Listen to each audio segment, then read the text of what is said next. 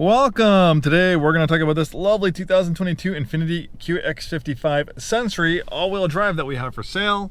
One fantastic compact crossover with a very sporty appearance, largely based off the QX50 platform, which is kind of more of a conventional crossover SUV. The QX55 has a sweeping roofline, a little bit more of a streamlined body, definitely a little bit sexier as far as the curves and stuff go versus a conventional crossover SUV. People generally buy sedans for practicality, and they buy less practical coupes for style. Kind of the same thing. Crossover SUVs are very popular in the US market, so we see a trend where a lot of manufacturers, not just Infiniti, they're having kind of fastback or coupe-inspired or sports car-inspired versions of their conventional crossovers, where you give up a little bit of headroom, a little bit of cargo space for a lot more style, but you're definitely not giving up as much practicality, versus like a two-door coupe. So still very practical, 4 doors, back seats, just a little bit less cargo space, a little bit less headroom, a little bit less headroom, and a lot more style.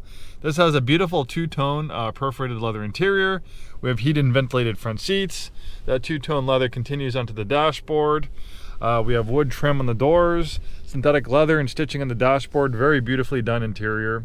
Nice leather wrap steering wheel, Bose sound system, navigation, 360-degree round view camera, very helpful with low speed maneuvering and parallel parking. We have the B and C pillars and headrests and stuff like that. Visibility can be kind of tough, so having that around view camera makes a huge difference. We have lots of driver's assistance features and safety features. We also have this drive mode selector that will change the behavior of the vehicle of personal, sport, standard, and eco. So it'll change throttle sensitivity, behavior of the transmission, behavior of the steering.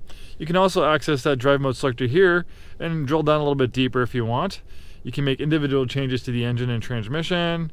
You can make individual changes to the steering. Okay, so this actually has a system that they don't offer anymore, unfortunately. We have a direct adaptive steering system.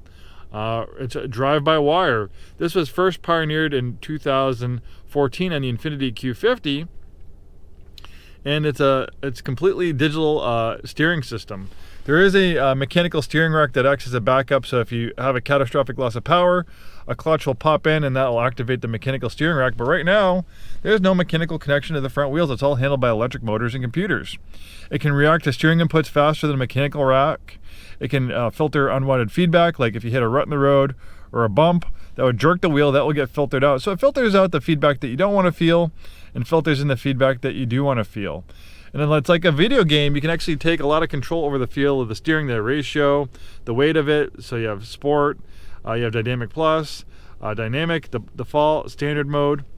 Really cool system. We've sold a lot of vehicles with this system to Infiniti customers, especially lease customers, and it does feel a little bit different. There is kind of like an adjustment, but I find that people who've been on 3-year leases, they've often come to enjoy the system and often seek that system out when they look to lease or buy another Infiniti. Unfortunately, I think 2022, I'm pretty sure, was the last year of it. It's just a system that didn't sell enough, and it's unfortunately a scenario where the bean counters won over and they just dropped the system from the vehicle. Unfortunately, because it was a really cool system, and Infiniti, like I said, likes to be pioneers of technology. They had the world's first, completely computerized steering rack, completely digital, drive-by-wire. And drive-by-wire is not that, foreign. If you think about it, if you ever flown in an Airbus airplane, I'm sure we all have. There's a lot of them out there. They're fly-by-wire. There's no connection to the controls. The yoke, or actually Airbuses use a joystick.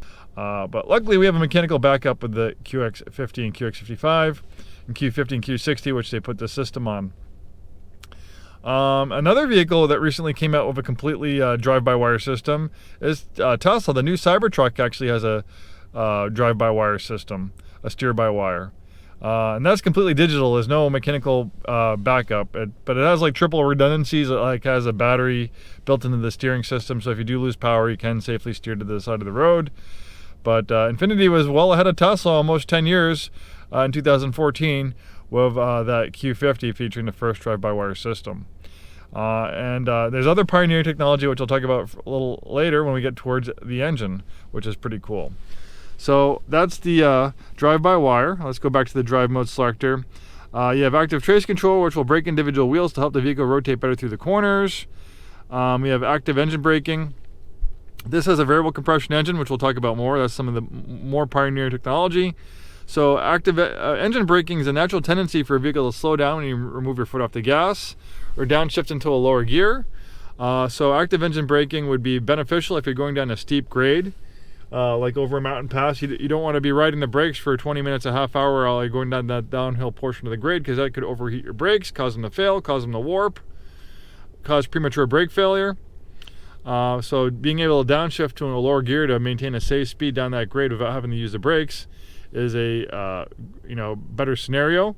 Likewise, if you're driving in like icy, snowy weather, going down a hill, sometimes even a vehicle with ABS, if you just gently tap the brakes, that could cause the vehicle to slide. So being able to downshift into a lower gear and use the engine braking to maintain a safe speed down that hill in icy conditions can be safer.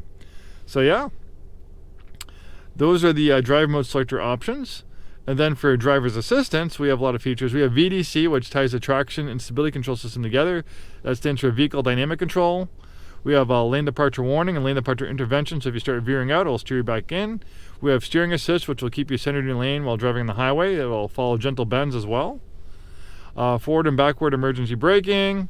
We have distance control assist, which will slow down the vehicle with fast approaching traffic.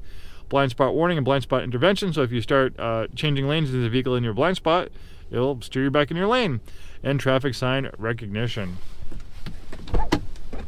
Really nice color combination on this QX55 in white with a nice two-tone leather. Beautiful wheel and tire package. Look at the beautiful curvaceous body on this QX55. It's absolutely gorgeous. They really went to great lengths to make this thing look good. I mean, look at all the creases and curves. We have these cube design LED lights, daytime running strip, all the beautiful creases and curves in the hood. We have the variable compression turbocharged engine. This was pioneering technology by Infiniti. 2019 was the first year they offered this engine. So by 2024 or 2022, when this one was built, the system has proven to be very robust and reliable. And we're actually starting to put it in more of our vehicles. Our QX60 is going to get this engine for the 2025 model year. They started putting versions of this VC turbo engine in Nissan products, which is our parent company. So what's special about the VC turbo engine is it can mechanically change the compression ratio on the fly depending on the way you're driving. For instance, if you're doing kind of easy does it driving, you don't need full power, like just putting along on back roads or going easy does it down the highway at 65 miles an hour. It'll calibrate the engine for maximum fuel efficiency, which is a 14:1 compression ratio. But maybe you're getting more aggressive on the throttle. Maybe you want to pass someone and you're flooring it on the, you're flooring it or getting deep into that throttle, or you have the drive mode selector in sport mode. Well, the car can tell that you need more power and it can quickly change the compression ratio to an 8:1, which will calibrate the engine for maximum horsepower, which is 268 horsepower and 280 pound-feet of torque. And it's very fuel efficient as well. And it actually makes more torque than the 3.5 liter V6 this engine's replacing. And it's a lot more fuel efficient. Well, there you go, a beautiful example of a QX55 Sensory all-wheel drive. Thanks so much for taking the time today to watch this video. Hope to see you soon and have a wonderful day.